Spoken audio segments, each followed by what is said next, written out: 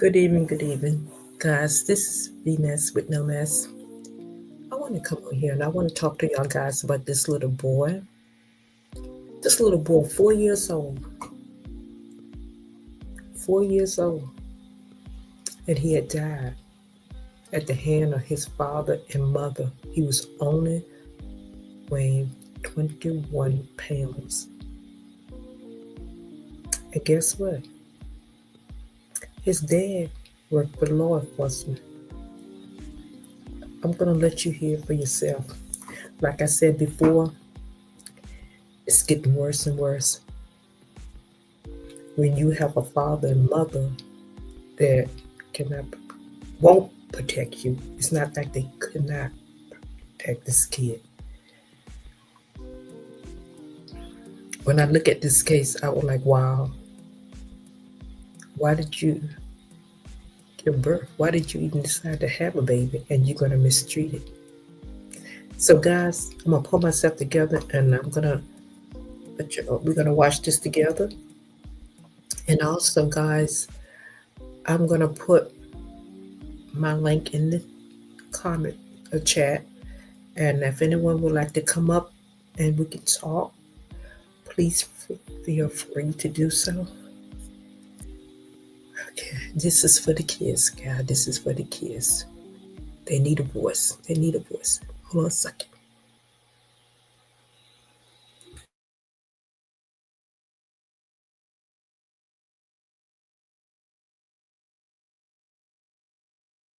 A murder. A young boy allegedly losing his life at the hands of his own parents, and his dad was a highway patrol state trooper. This is a story that breaks your heart and makes you wonder just how something like this could happen. The shocking details in court documents that show us the evidence that has led authorities to say this is a homicide. We're on the case presented by Law and Crime. I'm Chris Stewart.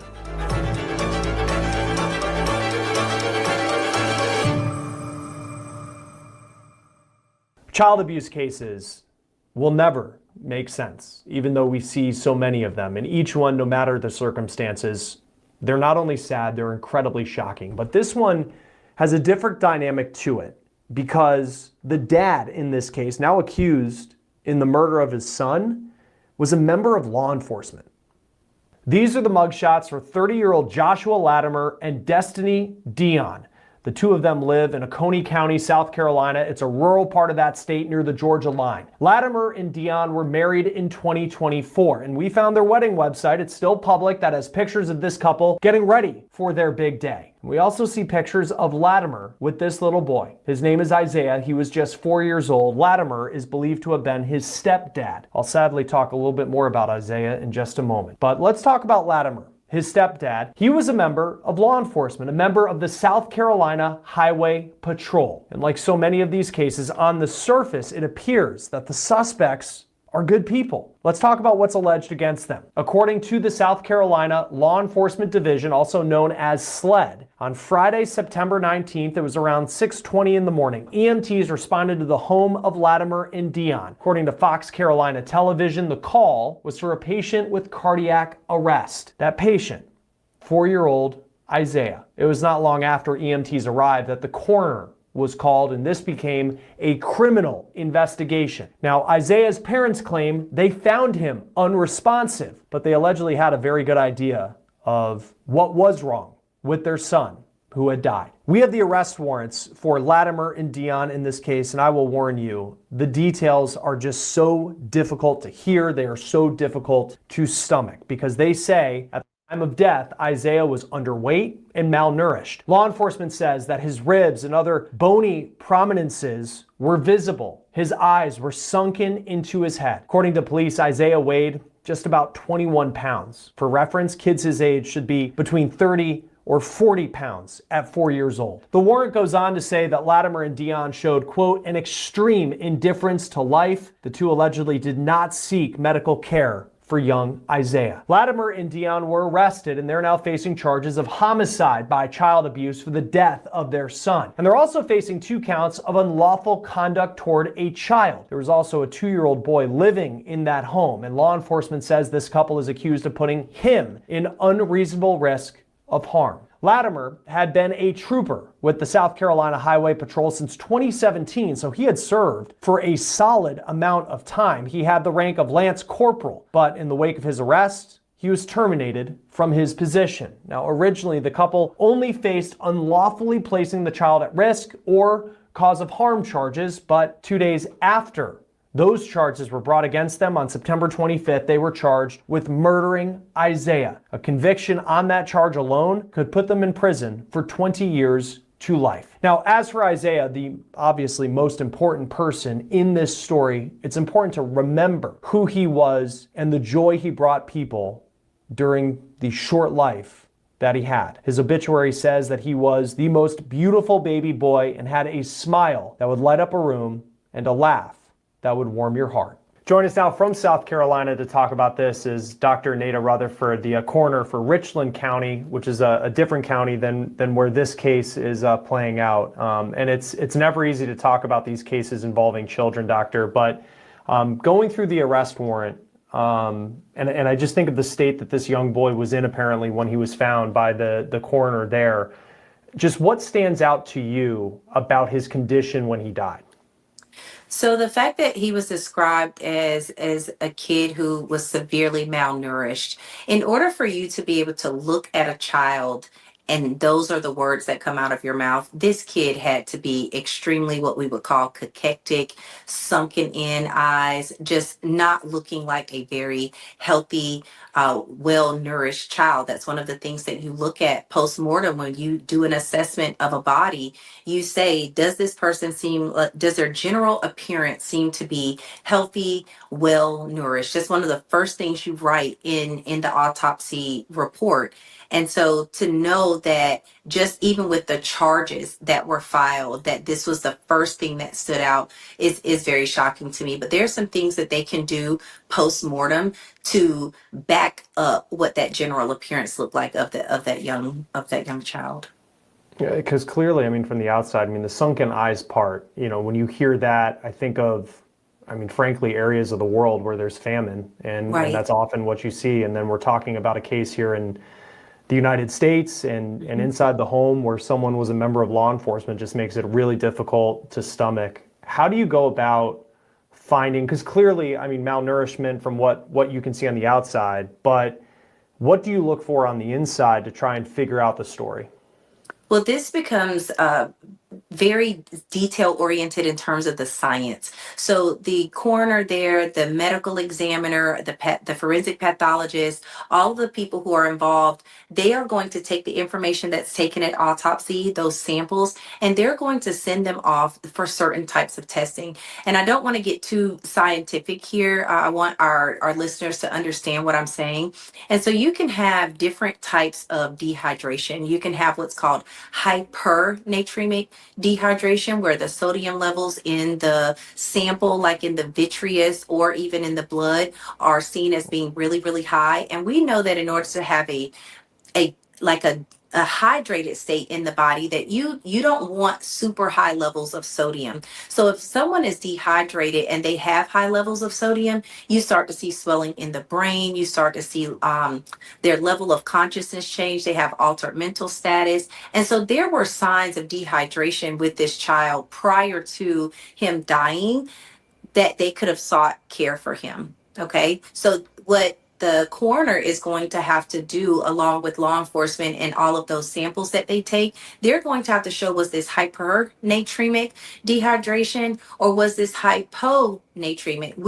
We are pretty much guaranteed that this won't be hyponatremic, because that's where you have too much volume in the blood and it's watering everything down. You see that when you have like frat boys who do like a water drinking, chugging kind of contest, and you can actually die from water intoxication. So for hypernatremic, we're going to see high levels of sodium, but we're also going to see elevated levels of the chloride level. And we're also going to be looking at what we call the urea level. So you look at something called BUN, again, not trying to be too scientific here, but that urea level being elevated in the presence of elevated chloride and elevated sodium, those are going to be things that give us that dehydration pattern.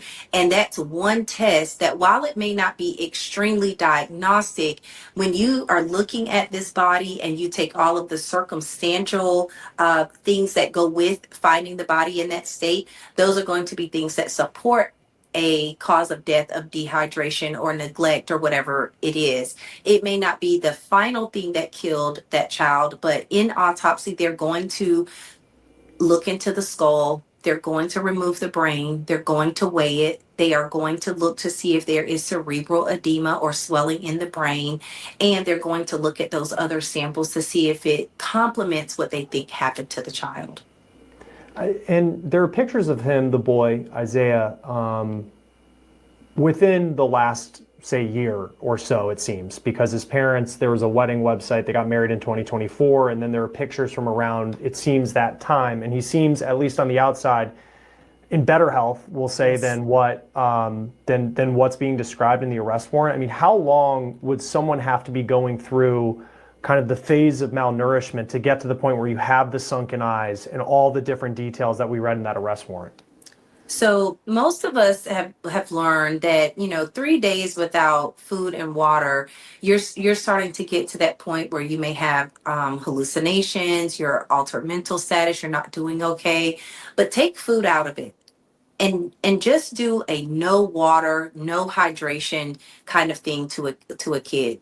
Between 3 and 7 days, you could die from that because, again, your body needs that balance of sodium, chloride, urea, all those things that help your kidneys function properly, your liver to function properly, but also that sodium level really helps your brain to function properly. And so when you start dehydrating someone, this is why they tell you, if you're out in the sun, drink water, drink electrolytes so that you can keep those things in balance. So within 3 to 7 days, this child could have died. So it didn't have to be something that was prolonged. Dehydration is going to show up in a few days, and you'll eventually start to look sunken in. Your body is going to try to pull water from wherever it can, which is why you start to see the loss of skin turgor. Instead of the skin being nice and bouncy, somebody could have been able to pick up that child's skin and it would literally still tint because it doesn't have the fluid to stay bouncy. So there were signs that this was happening unless they kept him, obviously closed in, which they perfectly could have, right? Because he was not of the age where it was mandated that he go to school. That doesn't start until you're in kindergarten. You know what I mean? So like they Yeah. didn't have to do this for a long period of time, but I suspect that this is something that was ongoing and maybe they kind of toyed with these things along the way and this time it went too far. Well, because I also think, and this might get, I think talking about the science is so important, kind of taking us into what an autopsy actually is, because we often hear about the results, but not what it takes to actually get that part done.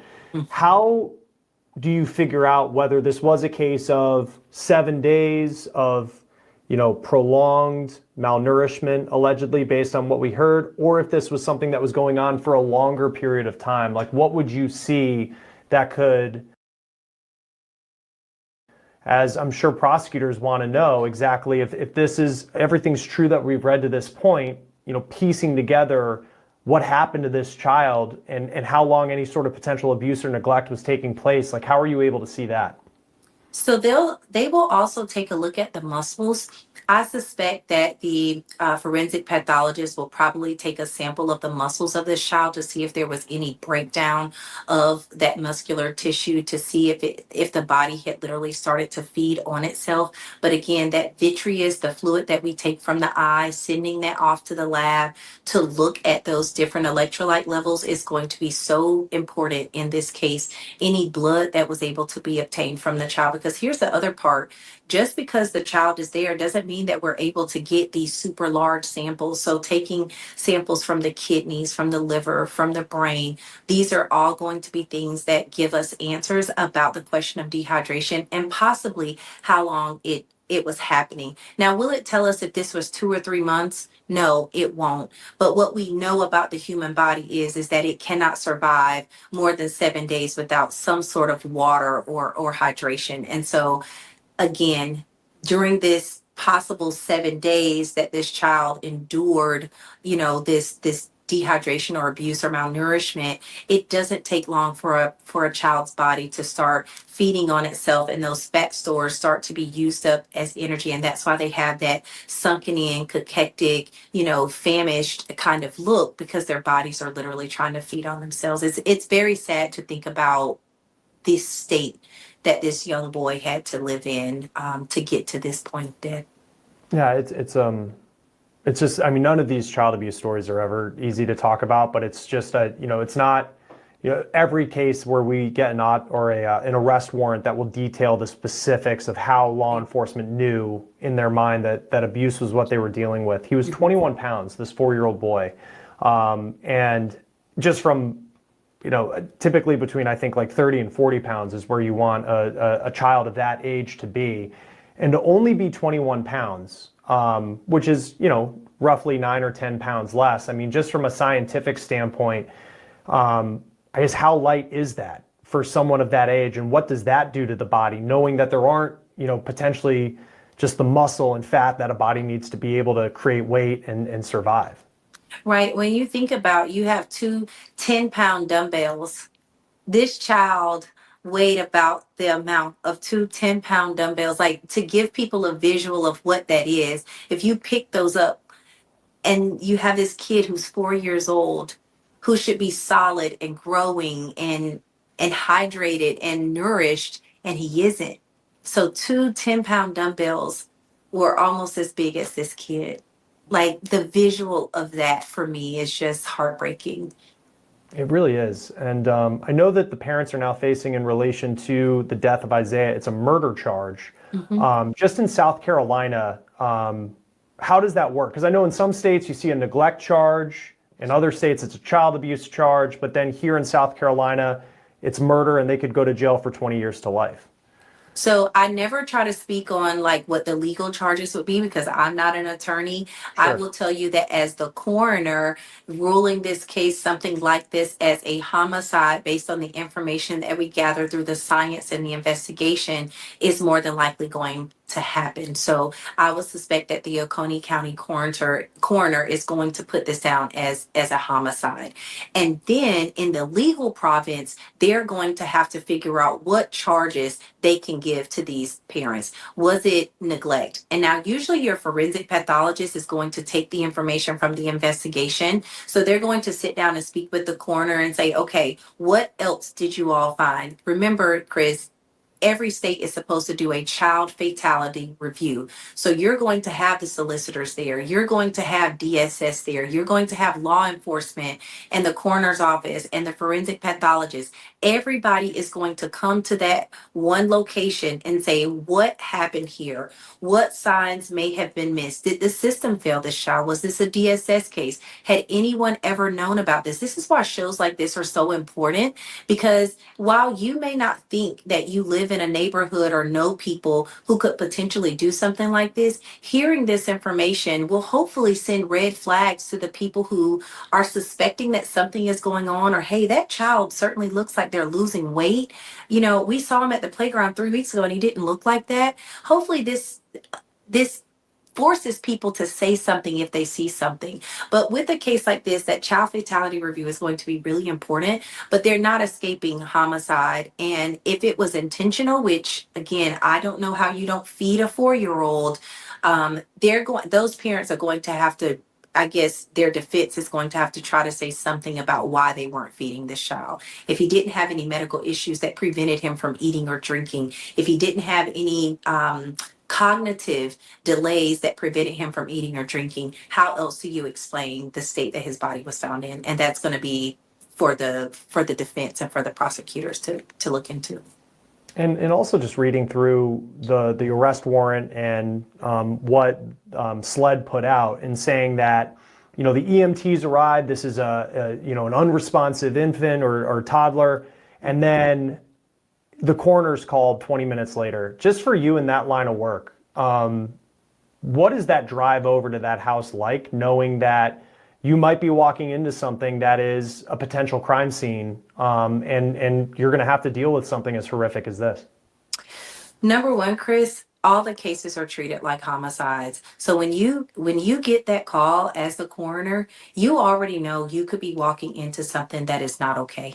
That most people on their everyday, life journey in their career could never handle seeing. I just dealt with a child fatality, and I'll tell you, even people who have been doing this work for 20 something years had to take a day.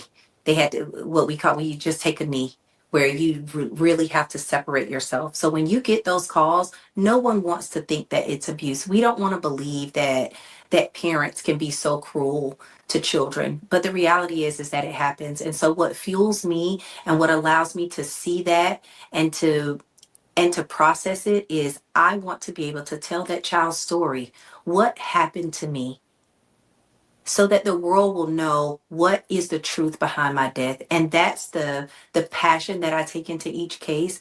I want to know what happened so that we can educate our community, so that we can help law enforcement, DSS workers, teachers, parents, our community see what signs of abuse there may have been, so that maybe next time the child doesn't die. Maybe somebody calls it in, maybe someone says something. So I just always want to know why, and can we get information that may empower our community to prevent a death moving forward?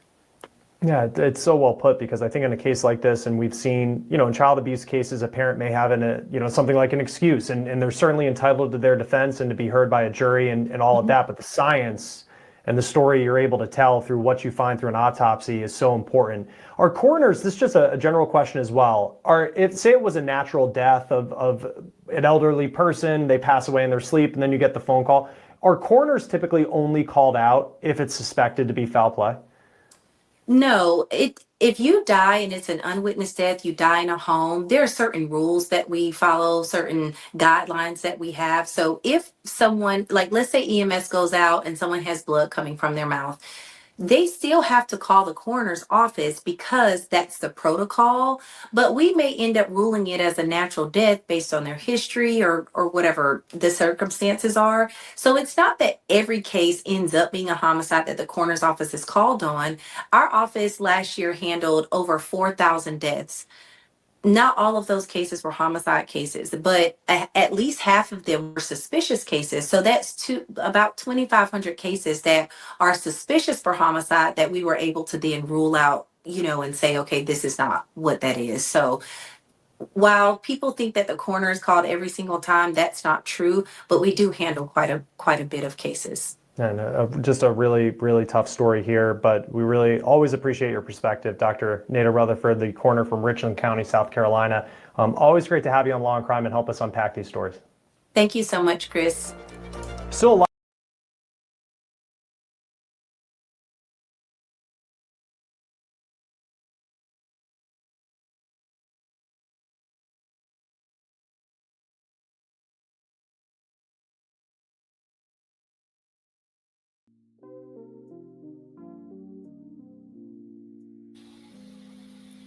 Okay, guys, this is about the 4-year-old boy named Isiah. He's no longer with us, guys. He's no longer with us. This is what I've been aiming, trying to build my channel and see what I can do. This is what I'm talking about. I'm lost for words. Because when I first seen this, I wasn't for sure if someone was just playing. I wasn't for sure. But then after reading the report, and then I came out here, and he do have it on here. So she did say that they would have to check into it. But this kid was 4 years old, and he was weighing 21 pounds.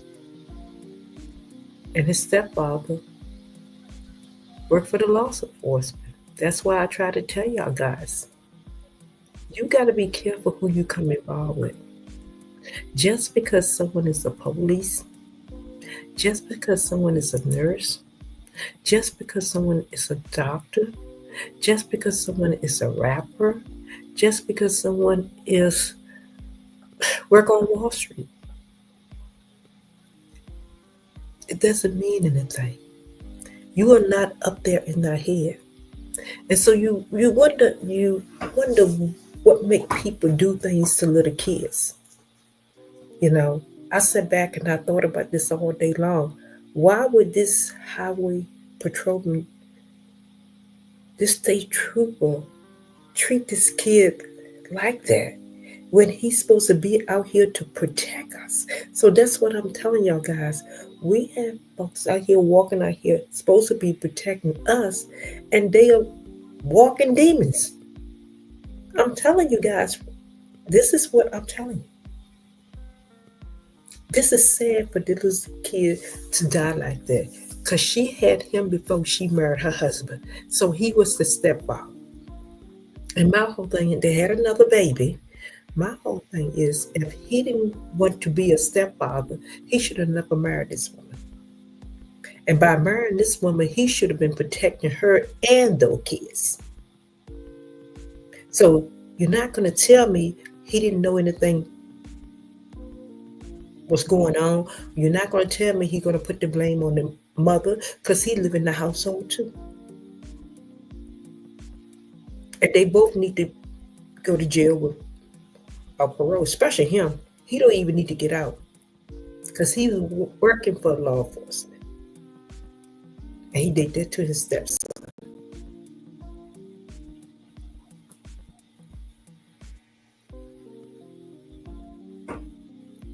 This is sad, because this kid depended on them and probably looked up to his stepfather because he was a police officer. He was work for the law enforcement. Because all little boys love to look up to law enforcement, police, and fire department, stuff like that. And for him to do this kid like this is evil. I keep telling you guys, it's evil. Okay? So guys, if anyone would like to come up and chat about this, I'm going to be here for a few more minutes. I already put the link out there. Feel free to come up so we can chat. I'm not for sure anyone is on or not, but I'll be here for another 5 minutes, guys. Hold on a second.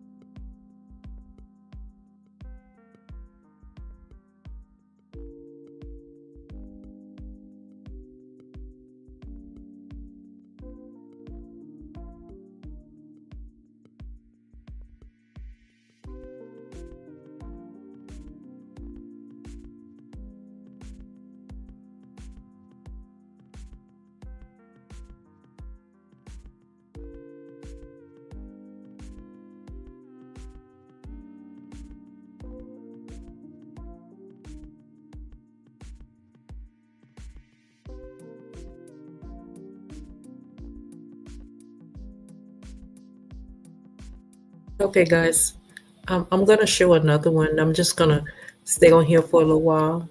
I just don't know why people do a lot of crazy things, but I just want to show y'all another clip. This is something a little different, but I just want to show y'all guys while I'm up here. I'm trying to get my mind together. This I just wonder why people do crazy things, but hold on a second, guys.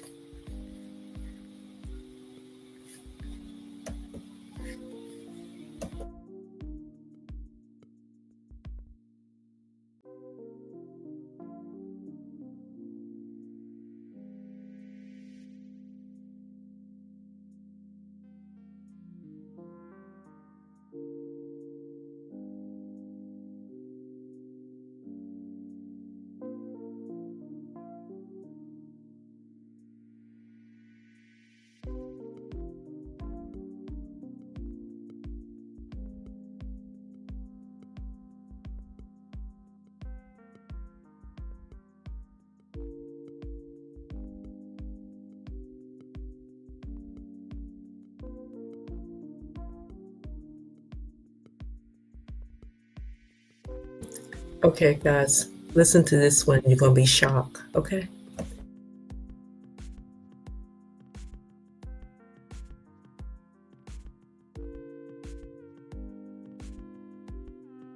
And very damning to me, to a point that I don't want to talk to anybody, and I did get a lawyer. That is Alexis Von Yates, the Florida nurse who sexually abused her 15-year-old stepson. Well, now newly released audio gives us a first-hand look at the tense moments when deputies arrested her, and interviews with the boy's father provide details about what he walked in on. We are revisiting this case with some context that the public has never heard before. Welcome to Sidebar, presented by Law and Crime. I'm Jesse Weber.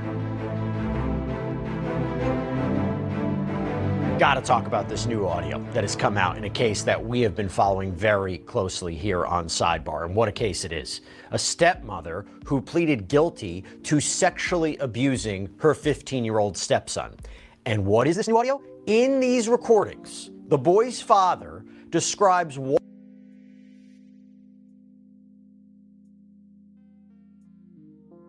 Like I said, guys, this is a nurse, okay? So, like I said, we have them all over the place. It's just not police officer. It's the demons are everywhere. So, guys, let's watch this. Walking in on a scene that he says left him shocked. It left all of us shocked. And deputy's body cam also captures the very moment that the defendant here, Alexis Von Yates, was arrested. So here's the story. Alexis Von Yates, a 35-year-old registered nurse, was accused of sexual abuse involving her teenage stepson during the summer of 2024. Following an investigation and multiple interviews, she was arrested, and she later faced court proceedings. This new audio does something different. It gives us a first-hand look at this father's account, and again, the tense moments of her arrest. We haven't heard this before. So to give you the full picture, let's just take a quick step back. We're going to recap the case from the beginning. This case starts off in the summer of 2024 in Ocala, Florida. At the center of it all is Alexis Yates, also known as Alexis Von Yates. She was married, she had 2 young children of her own, and she was a stepmother to a 15-year-old boy. That teen came down from Washington, D.C. to stay with his dad, Alexis, and his half-siblings for the summer break last year. And then, according to an arrest affidavit, something truly unthinkable happened. On July 30th, 2024, the Marion County Sheriff's Office got an anonymous tip. A man had allegedly walked in on his own wife, Alexis, and his son, her 15-year-old stepson, having sex. Can you imagine what that must have been like? But when investigators showed up to question Alexis's husband about that shocking allegation, he denied it. Yeah, the body cam footage captured this exchange. We received a report that something happened when I was at your house between on the 26th between and your wife. Okay. and that you allegedly walked in on them. No, that's not true. Okay. So our report came in, sexual battery, that you walked in with them in the middle of sexual acts. No, that is 100% false. Okay. So, I know he's a very messed up kid. I really haven't been a part of his life for very long, but if there's anything like this, I probably should, I don't know. Yeah. So right now, all that's the only information we have. You know, we don't have anything coming directly from him per se. But it did mention that you walked in on them. No. That's Okay. definitely true. Okay. And, I don't know, is there anyone I can know who said that, or? It's anonymous. Yeah, it's anonymous, so we don't even know. The call came in through a line called Crime Stoppers, which is like for anonymous tips. We honestly assumed you made the report, or something along those lines, but we don't have any information other than, like she was saying, that's what the report said. Okay. Which is why we're actually at your house right now. You used to live at the. Yes, sir. Me and the CPI are currently sitting in your driveway right now. Actually, we were coming to come talk to you and talk to. But you don't know anything about anything like this.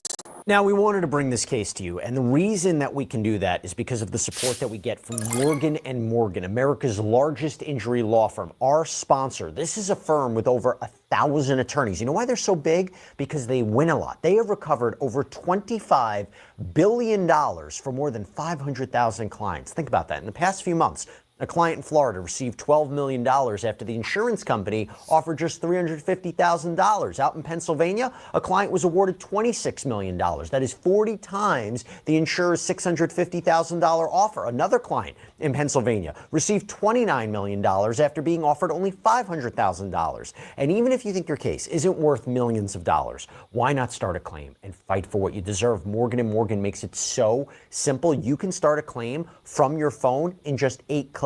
So if you're injured, you can easily start a claim at forthepeople.com/LC sidebar by clicking the link below or scanning the QR code on screen.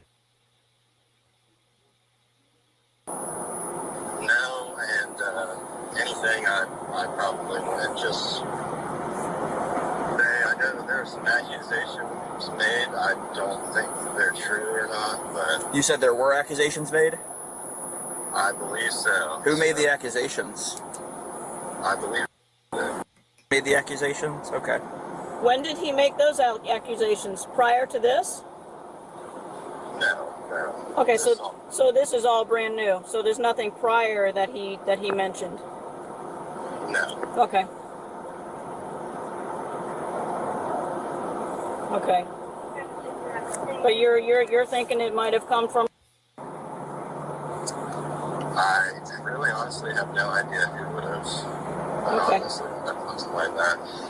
You know, it's a really bizarre, embarrassing scenario that I don't even entertain. What accusations did you make? I'm not sure. I would probably get a lawyer before I said anything else. Well, you're not under investigation right now. I mean, or no one's really under investigation. It's just a matter of this report came in, and at this point, it's an ominous report. It's going to have to get seen regardless to speak to him. And then once that's done, it's a matter of either, determining whether the claims are founded or unfounded. And from what you're saying, it's more than likely unfounded. I believe so. Right. I mean, if you don't want to tell me, you don't want to tell me, but it go a long ways as far as helping us figure out if we can write down what told you, and then we can go to and it says, I didn't make that report, or gives us verbatim what you're telling me he told you, we can kind of rule it out and kind of say, okay, we probably made this report, if you know what I mean. Right. Yeah, I understand that, and I'm sitting here thinking to myself, kind of freaking, my heart's racing a little bit, but I think that the implications that could come of this. I don't believe that anything happened. Okay. That's. But the key factor is it mentioned that you walked in on them when they were on the couch. No, I did not see any type of physical action whatsoever. So as you just heard, Mr. Yates flatly denied the allegation, calling it 100% false, described his son as troubled with a history of making up, quote, crazy stuff. But the thing is, detectives would later reach out to Yates again after his wife's arrest. And we're going to get to that in a minute. But when investigators first spoke with the teen, what he revealed was chilling. He said his father worked nights as a lineman. So while his dad was gone, Alexis put the younger kids to bed. Then she and this teen would stay up. They would play video games. They would watch a movie and even use her THC vape pen. So at around 1 a.m., the teen said that Alexis started making inappropriate sexual comments, allegedly telling him she was horny, that she hadn't had sex in 2 weeks. He told investigators she'd been making sexual jokes in front of him for about a week already, and he admitted he was infatuated with her. From the affidavit, quote, thinking about all the statements the suspect had made to him about being horny, he decided to ask her if she wanted to cuddle. The suspect stated she thought that might be weird. He lay on top of the suspect as she lay with her head down the armrest of the couch, and she commented something to the effect of, "Oh, you're just going right for it, huh?" The affidavit continues, the suspect and child victim kissed.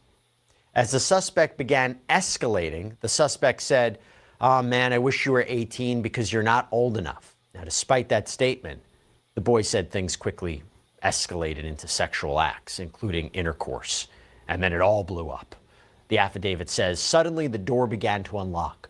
The front door is directly in front of the couch. The child victim recalled running to the bathroom as his father entered the home, seeing his wife with no bra on and a blanket covering the lower half of her body. The child victim's father saw the child victim running to the bathroom and yelled, "What the bleep is going on?" as he threw things. The boy said his father yelled at him, and his wife ordered his son to pack up and drove him to his grandparents' home. On the way, he bought beer and, according to the affidavit, told his son he had ruined his life and never to contact him again. But what happened next made things worse. The affidavit says the teen tried to tell his cousin and his mother about this abuse, but instead, multiple family members allegedly discouraged him. His grandfather allegedly said, "You better not be telling them what happened." The boy told investigators, "I realized that my man's man, blue-collar father, seeing what happened to his son, did not face the sexual abuse of his child like a man." According to the affidavit, Alexis even called the boy after this incident and told him she wished his father hadn't caught them. So then you go to November of 2024, and that's when deputies arrested her. When confronted, she refused to talk without a lawyer, but then made unprovoked statements like this one included in the affidavit. Since the Department of Children and Families had closed their case, she was in the clear, saying the incident was so accusatory, attempting to put blame on the child victim. So deputies, they arrive at Alexis's home on November 6, 2024. And what followed was incredibly tense, from her initial confusion to immediately bringing up her lawyer and then to outright refusing to answer questions. And their body cams captured the audio of that exchange. Yeah, hey, I'm Detective Ofsted with the Sheriff's Office. Are you Alexis? Yes. Hey, I was hoping to speak with you. Okay. If you have a moment. Are you able to come speak with me? Oh, my kid's sleeping. I just got woke up and I gotta take him to school like in a little while. What's this about? Is your husband here? He works out of town. Oh, is he out of town right now? Yeah. Shoot. Okay. Why? What's going on? Yeah, I'm not quite exactly sure, all the details right now, but there was something I was hoping to speak with you about. Someone able to watch the kids, maybe, while we talk? Not really. I had my mom watch the kids like Monday, Tuesdays, and I just got off work. I'm a nurse, so I just got off work like last night. So I just was getting my sleep. Does this have to do with? I already have a lawyer. Is this about? Yeah, it has to do with. I think everybody deserves to give their side of things. Okay. Again, that's what I was hoping to speak with you about. It's very accusative and very damning to me, to a point that I don't want to talk to anybody, and I need a lawyer. And I could give her your number. So you don't want to talk to me about it? I don't want to talk to anybody about it. This deputy's going to place you under arrest for lascivious battery. We'll figure out something with the kids, okay? And I'll be right back, okay?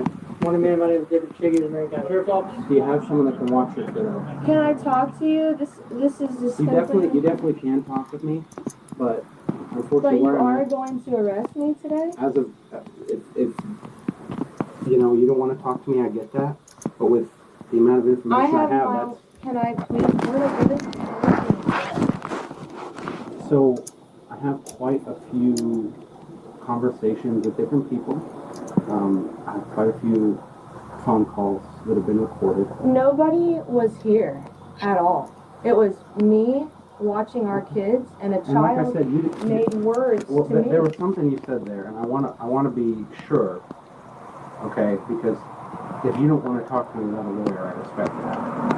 But you just told me that you don't want to talk to me without a lawyer, and now you want to. Because this is just so disruptive to my everyday life, all the way down to my children. I don't want to leave Absolutely. my children. And I'm not here because I think you're a rapist. If I thought you were a rapist, I'd put a warrant out for you and I wouldn't try to talk to you about it, right? But I have to be really clear before we go any further, because you have said you really don't want to talk to me without a lawyer. I just think it's just so, what is going on here is just so it's just so bizarre to me. I can't even. And that's why I really wanted to hear your side of things. But unfortunately, we can't be getting a lawyer out here right now, so I'm not going to talk to you about it if you don't want to talk to me about a lawyer, because we do have that right. So, in order to talk to you about it, I have to talk to you without my lawyer. No. We're just not going to talk about it. Because you said you'd rather have your lawyer present. And I respect that. So what do we do now then? We're going to figure out someone that can come watch your kids, but you are going to be placed under arrest right now.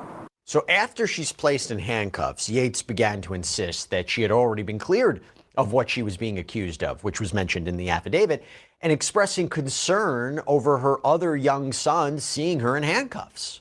Can I just ask you what is going to happen now? Because at this point, I truly thought DCF came here and they went through everything with me. And at that time, it was just so embarrassing and unbelievable what was going on. And then I received a letter, and they were saying, "We are done with your case. You could rest easy." And I know that those. Less seen. Yeah. Give me a moment. I'm going to bring the vehicle closer so you're not seen by Thank any you. right? I feel like I'm going to throw up at any moment. It's unbelievable. I think you have every right to be frustrated. I'm not frustrated. There's a lot of things. I'm honestly, it's truly unbelievable. I don't know. There's frustration is one with the kid. What has been said, I just can't believe the amount of disadvantage that has been. But what I'm saying is, so I know you guys are different departments. So yeah, they're not law enforcement. They're just a civil entity that has to deal with children, right, and families and elderly. Okay. And so what we are as a law enforcement agency, so completely different roles. So their role would be to determine, and again, this is just speaking not about your case, this is speaking generally about just how we work. Their role is to, determine if there's dangers to children immediately present, see if there's action that has to be taken, and then to occasionally offer services, right? And then law enforcement, we investigate if there's violations of statute. Right. So it's a completely different thing, though. We do often work hand in hand. I can understand why that would be a little confusing. Again, I want to respect your right, and I don't want to talk to you more about this. You keep trying to talk to me about it. I'm not trying to be rude. I just really am trying to respect you. That's all I'm trying to do. I know that this whole process just feels disrespectful, just in general. Being arrested, right? Not being free to leave, being taken somewhere you didn't want to go, having to have someone come here. But it's a process we have to go through. It's not like, everyone wants to be, dragging everybody through all this. It's the process. So I appreciate your patience in the meantime. We can get her in the back for now, and then. We don't have Carmen in the moment. Carmen. Okay, and then is Kiddo asleep in there? Are they going to be all right for now? Is he going to be all right for now? I don't know. He might even be up looking for me in the house. How old is he? He's almost 4. He's 3. And the last thing I want for him to see is Mom in handcuffs. That's what I'm saying. So let's get you in the back of the car. He'll probably be okay for 5 minutes or so, right? I can't just stand here till my mom gets You here. can. I just don't want him to see. I guess you can just I think hang out me like here is better than me in a cop car. absolutely. I don't know. The whole thing is just unbelievable. I don't know what to say. I can't. All we can do. I cannot comprehend this. All we can do is take it one step at a time.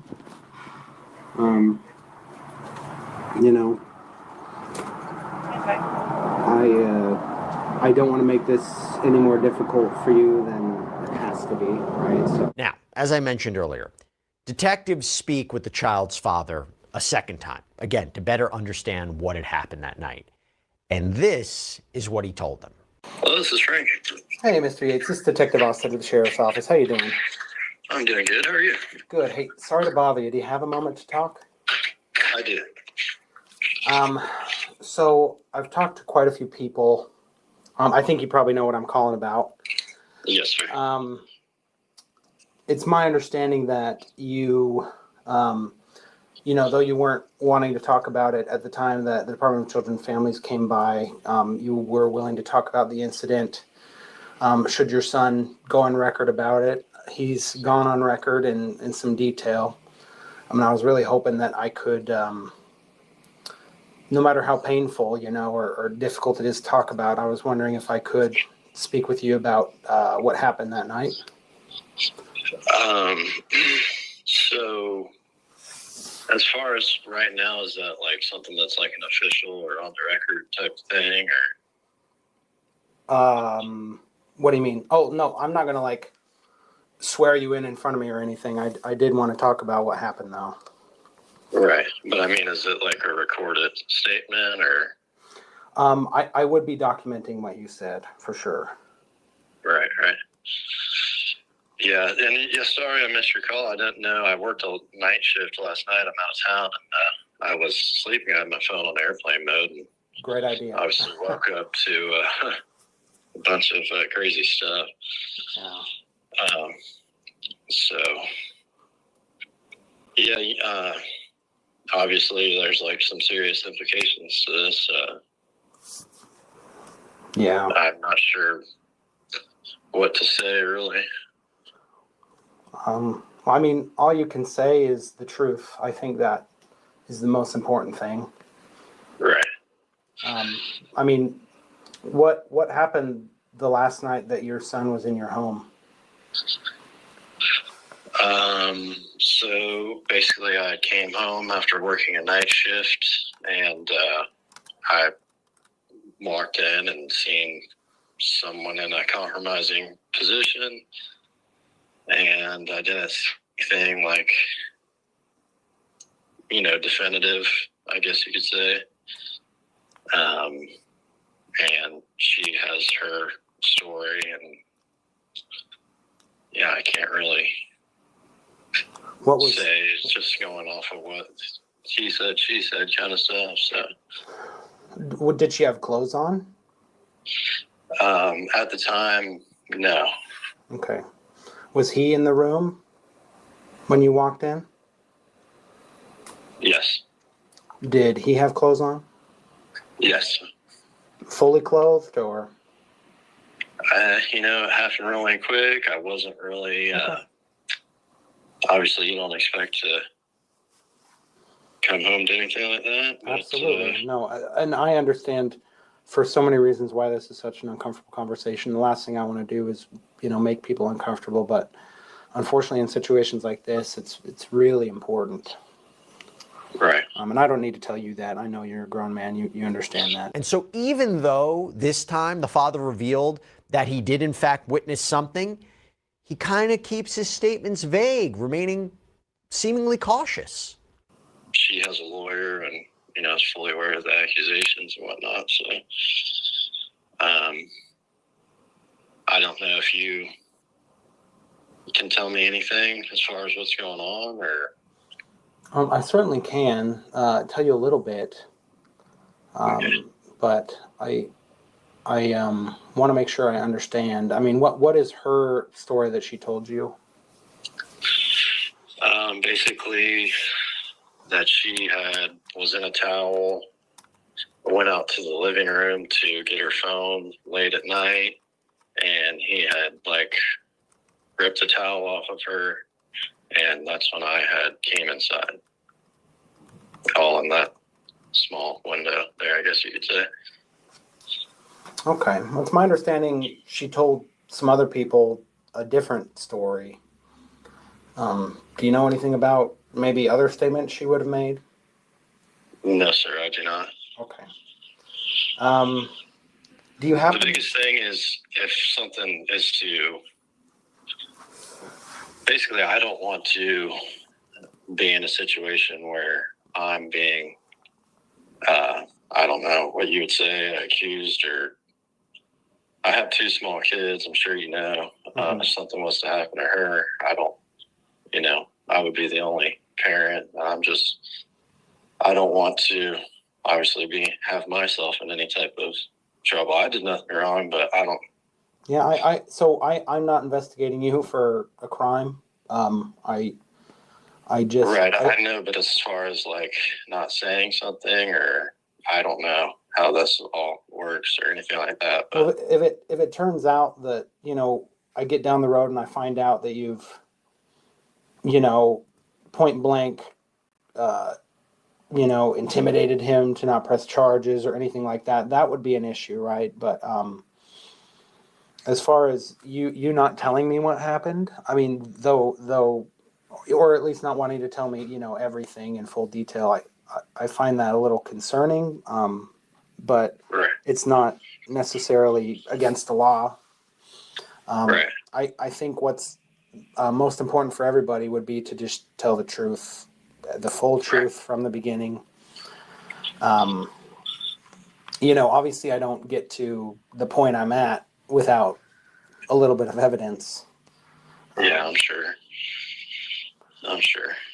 And so I just really wanted to, hear what you had to say.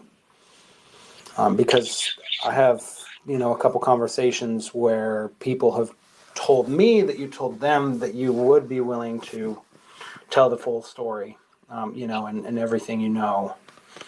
Right. And that's the thing too, is I basically told you the full story, as far as what I physically saw, but it's my understanding there was a little bit more of a conversation that occurred between the two of you that night, where she told you a little bit more than that. As far as Alexis telling me something? Yes, during the argument that ensued when you got home. Right, and that was basically me asking what the hell is going on, and like I said, going back and forth. It's like a he said, she said stuff. So she didn't apologize. It's kind of like who do you believe at that point, I guess. So she didn't apologize to you and make statements along the lines of, that she was sorry and that he looks like you? Oh, God. Is this like public record or? So, in cases where investigations of sexual, unlawful sexual activity with minors, there's laws protecting, their information from being public record. I mean, as far as like statements go. As far as yeah, their information, being involved, and where he's directly involved at the incident, that would be, not public record. After learning more information, the detective pressed him to provide a full statement, asking about not just what he witnessed, but why he hadn't reported it. I'm not here to embarrass you. Thing. I think that I can understand why you have cognitive dissonance about this, why losing her would represent a major upset in your life, not just as far as like your emotions, but you know, the kids and everything that represents. But exactly, and that's the big thing right there. I mean, that's, you know, the consequences that's going to have for my small, you know, children. So, and that's basically, you know, where have been with this whole situation. But can you at least answer that for me? Did she make statements to that effect? I really think maybe I should speak with a lawyer or something. Okay. I mean, you can if you want, but I get the feeling the answer is yes. If you're not telling me no, I just, you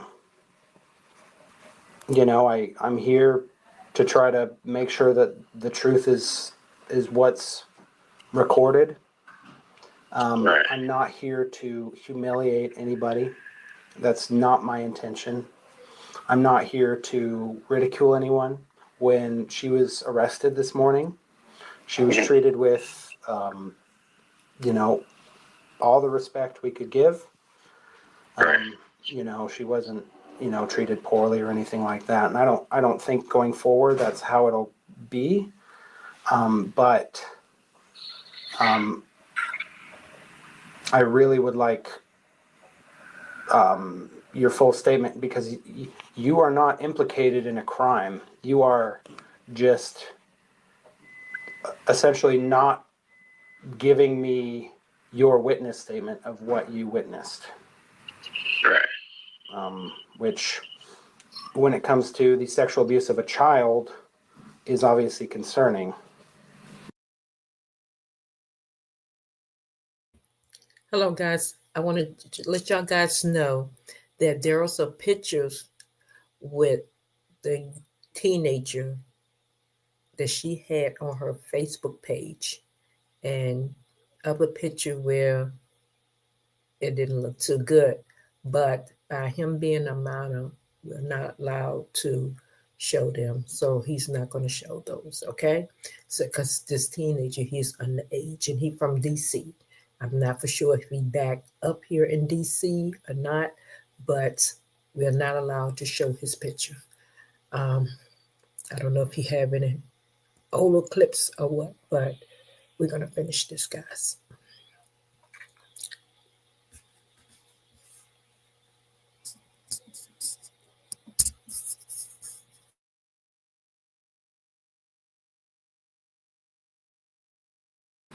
Right. Would you be willing to answer that question for me? You know, at the time that everything was going on, it was like so late at night, stuff like that. I don't really recall that a specific statement like that being made.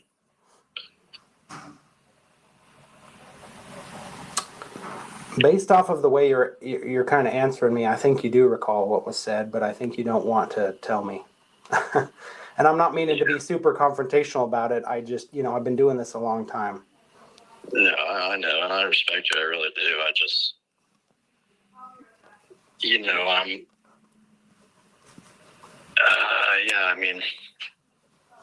I'm not sure what to do, and the implications of all this. I'm not sure if I should contact a lawyer and talk with them before I say anything, because now I'm getting a feeling that the person who's done nothing wrong is going to be, I don't know what could go wrong here. Well, I mean, I'm not, like I said, I'm not implicating you in any crime. I just, you know, there were statements made to me like that you had perhaps put in an anonymous tip about this. Is that true? No, I did not. You did not? No, sir. Why did you not report what you saw? Like I said, it was like, who do you believe at that point? And, Yeah. Yes, but there were more statements she made to you than the ones than the one that you told me. It's less a question of did it happen, and it's more a question of who egged it on. Right. Because whether or not it happened is not really in question at this point. Okay. So, that's why it'd be really important to help me understand where everybody's head was at the time that this occurred. But, if you're not wanting to really answer my questions right now, that's, not ideal, but it's okay, right? You have, freedom of speech, as far as me calling you on the phone right now. And I'm not here trying to ruin your day. I'm just here trying to help your son, who has, nobody really advocating for him. And that's kind of a tough thing to see. But if you change your mind, you'd like to give me a more complete statement, you're more than welcome to. You have my number, okay? Okay. Well, thank you very much. Yep. And again, I don't want to have ruined your day. Please don't let me have ruined your day. I hope you have a good day, and thank you for the work that you do. Yes, sir. Thank you. All right. Yep. Bye-bye. Now, detectives end up speaking with the father again on December 3rd, 2024, and this time he spoke much more openly. He first described the unsettling events leading up to the night that he came home, recalling how Alexis went from having a negative attitude toward his son to suddenly wanting him around a lot more. One thing I wanted to point out was before this had happened, she had a very negative attitude towards him. Basically didn't want him to be here. When we would talk about him coming down, it was, can he be here for a week? Can he be here for 2 weeks? Not 3 weeks or a month, or not for the whole summer, of course. That was like off the table once. And then, so he was here for, I think, about 3 weeks. He was supposed to go home. She was basically wanting him to stay another week longer, which I thought was very odd. There was a lot of things that I thought that was very odd in that last week, as far as all of a sudden how she flipped a switch to like how she viewed him and what was going on.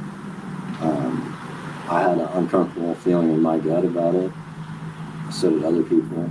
The father described what he says was a shocking scene when he came home, detailing the moment he discovered his own son and wife in a sexual situation. It's the handle. I walk in and I look over to my left and I see her sitting down. Her boobs are out. She's naked. And he was standing up, basically in a position where it looked like his waist level was at her head level. So I think she was performing oral sex when I walked in the door. Were you able to see like his? No, I wasn't. Okay. You obviously you're not walking in the door like. Oh, of course. Yeah. So, and then he immediately, what I think has happened is he pulled up his pants. It kind of looked like he pulled up his pants a little bit and he had jetted off to the bathroom. I go over to her and I'm immediately like, obviously I see her breasts are out and I'm like, what the f*** is going on? I say that probably 20 different times, like, what the f*** is going on? She has this stupid expression on her face, just like a bewildered expression on her face. Doesn't say anything the entire time this is going on. She has a blanket over top of her lap. I go over there and I'm basically like, surely to God she's not naked. And so I walk over to her, still she's not saying anything, bewildered look on her face, and I snatch the blanket off of her lap and she is butt-ass naked. At that point I'm like, just shocked. I know basically that something's been going on. So he comes out of the bathroom at this point. We're talking about stuff that's going on. I don't think she was really saying anything. And I said, I don't need you to come outside with me right now. My son, and I'm like, I bring him out there and I'm basically like, please God, like, tell me exactly what's going on, exactly what happened, because I want to know everything that happened. And he proceeded to tell me that they had both had oral sex on each other. I felt like he was still hiding stuff. At that point, she's kind of coming back and forth outside the house to talk to me. And, you know, I'm obviously not wanting anything to do with her. And then the one thing that, like, struck me the most when this was all happening was she tried to come out there and basically say that it wasn't as bad as it looked, and I looked her right in her eye. I said, "You," and she looked right at me and like said, "Oh, I forgot you knew that." Was exactly what she said. Then I took him to my dad's house, and it's just been a huge ordeal ever since. Which I regret the fact that I didn't just call the cops immediately. And the father said that Alexis tried to excuse her actions as just a loss of control. He says he didn't believe her. She tries to act like she had just, you know, lost control and blacked out or didn't know what was going on. And I'm like, you weren't even drinking, first of all. You were stone cold sober. There's so many details leading up to that night. You know, it's just, it doesn't make any sense. Yeah. Okay, guys. Do y'all see how at first he denied it, and now he's telling it all? See, he knew this was going on all the time, but he was in love with her. Well, he thought he was. You know, that's his wife. And he was trying to protect her. And these things happen. Matter of fact, like I said, I have 3 young teenagers that I'm dealing with now. And I keep my doors open just in case they need to come. One of them, like I said, are having a very hard time because they have a bad situation going on. But my doors is always open for them. Let's get back to this.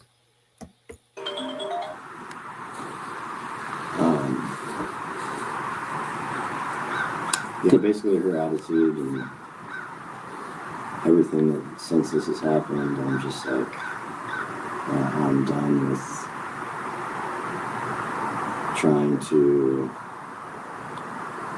I don't want to say like protect her, but I'm done like with the whole situation. I just wanted to do it. Well, and all that should happen, right, is that the truth should come out, and that's what's going to allow everyone to move on. Everyone tells the truth, and then we can move on, right? Whatever that's going to entail, we'll get through that, and then life will continue. Now, did you have further conversations with her about it? Did she admit to anything beyond the oral to you? No, she did not. I don't believe her at all. Just my gut feeling, like I said again, I think that they had sex. But no, she would never admit that to me. Did she make any statements to you about why it happened? Yeah. She said multiple times she's told me how much he looked like me. Just generally or specifically? No, what she had told me was that it was kind of dark and that he looked so much like you. Okay. Type of thing. I know what she said to the other girls. Okay, but she never made any comments about his anatomy or anything like that? No, not to me. Okay. Obviously, I had heard what she had told the other girls, had confronted her about that many times, and she basically said,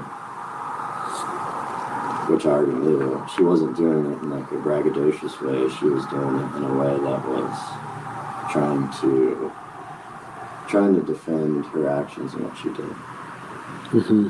The things he was saying, the size of his blah, blah, blah, you know. Like, basically, like he seemed older and more mature than he was. So what happened? Well, Alexis Von Yates was originally charged with lewd or lascivious battery, but then prosecutors upgraded that charge to sexual battery by a person in familial custody. That's a first-degree felony carrying up to life in prison. The fallout didn't stop there, though, because in April of 2025, the Florida Department of Health suspended her nursing license. In their words, Miss Yates' decision to engage in sexual activity with a minor child and/or her decision to allow a child to engage her in oral and penetrative sex indicates that she lacks the good judgment and moral character necessary to be a registered nurse. Therefore, Miss Yates' continued practice as a nurse presents a risk of immediate, serious danger to the health, safety, and welfare of the public. And then came the official sentencing. So instead of heading to trial on September 16th, 2025, Alexis Von Yates stood in court and agreed to a plea deal. She avoided a life sentence. She pleaded guilty to that lesser charge, lewd or lascivious battery on a child aged 12 to 16. And her sentence, 2 years in state prison, 10 years probation, 200 hours of community service with Marion County Solid Waste Litter Control. She has to register as a sex offender, no contact with the victim during her entire sentence. The judge said he signed off on the plea in part to spare the victim from having to testify in open court, writing that forcing him to recount these traumatic details in front of a jury would cause, quote, undue re-traumatization. The victim's mother told the court that Alexis was a coward and an incestuous pedophile. She also said her son's relationship with his father has been destroyed, claiming the two haven't spoken since all this happened. Alexis Von Yates, once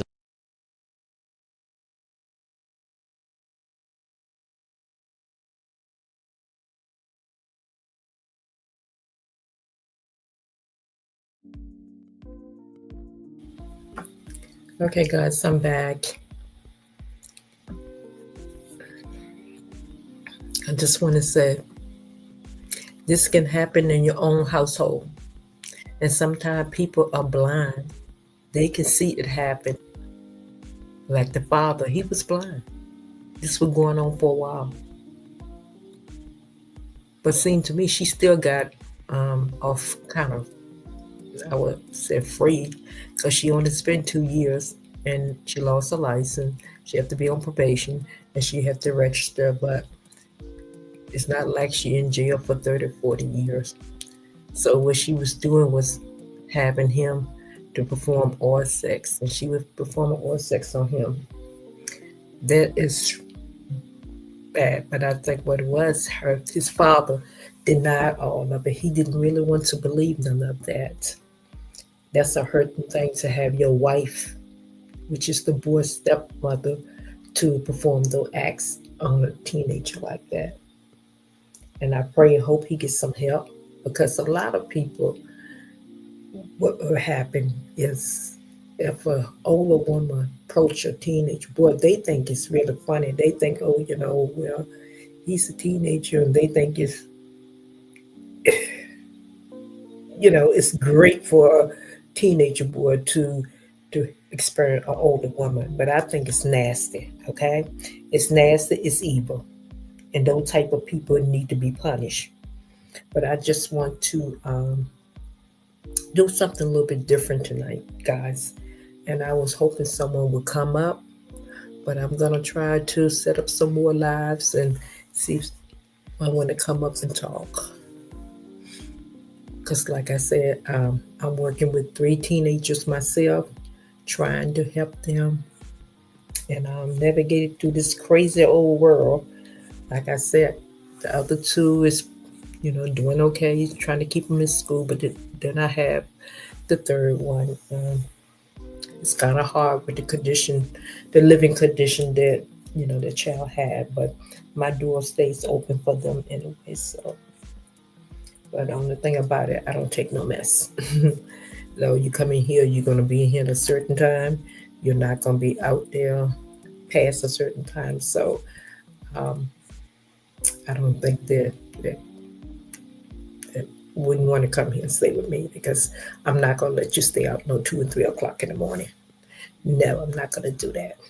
See, over there where that child is at, can come and go. But I'm still trying to work with to make sure the child doesn't get in trouble. Because if you get tied up in the system, I'm done. There's nothing I can do about it. But guys, thanks for watching. I really appreciate that. And like I said, be careful with your kids, the young ones, because like I said, I don't know what make people do evil things. But then I have to go back to what the Bible said. Satan is out here, okay? The demons out here. They get soft on things like this. Some people don't even recognize they doing bad things, okay? Some people don't even recognize they doing those things. But when something happen like that, no matter if the demons is out here and Satan out here, we as human beings need to understand that we need to put on the suit of armor, and we need to pray, and we need to make sure that we live in the right way, guys. Because we cannot blame Satan for everything. Yes, he is here. He's in demons here. But you cannot go out here and commit a crime and then say Satan made me do it. No, you can't do that. No, you cannot. That's not what. You know he out here. You know you need to have self-control. You need to have discipline. And you need to have patience and show a lot of love. You need to have those things. And if you have those things, that's what, guys, we can be able to navigate in this old crazy system. But thank you for watching this, guys. And please hit the like button.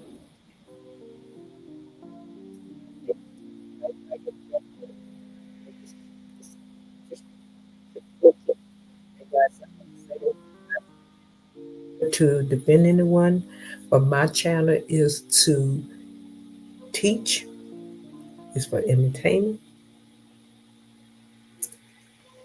to help our youth, okay, guys? To help our youth, to give them a voice. Let them know they're not alone.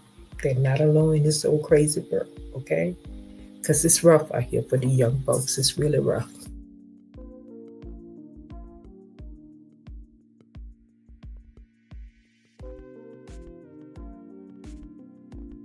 Yes, it's really rough out here for our young people. Like I said, so I just want to do more and more of these and try to reach out to more of the youth. Like I said, I do have 3 I'm working with now. So I'm going to pray and keep looking forward, trying to help many as I can. And if anyone out here have time, they need to start a channel and see what they can do. And if they want to, we can network together and see if we can put the information out here. And like I said, if we put the information out here and only one person take the time to click on it, to listen, we may save that person. I'm not saying we're going to save all the youth and young people out here. That's impossible. When Jesus was here, he couldn't save all of them. Yes, when Christ was here, Christ could not save all of them, okay? So we just have to put it out here, and the ones that want it, they'll take it in. And if they don't, then we have to leave that up to our Heavenly Father. So I just want to say, guys, thank you for listening. And donation, if anyone would like to donate to my channel, like I stated before, I have 2 ways. PayPal is at Vanessa Brown. Cash App is $ Vanessa Brown 1. I would really appreciate it if you would donate to my channel. My channel is new, it's growing, and I'm new at everything. So guys, just hang in there, and I'm gonna try to do more and more videos, and then I'm gonna start doing some videos that is really fun, and we can have a good time. But guys, do me a favor. Please watch the company you keep and watch the people you associate with.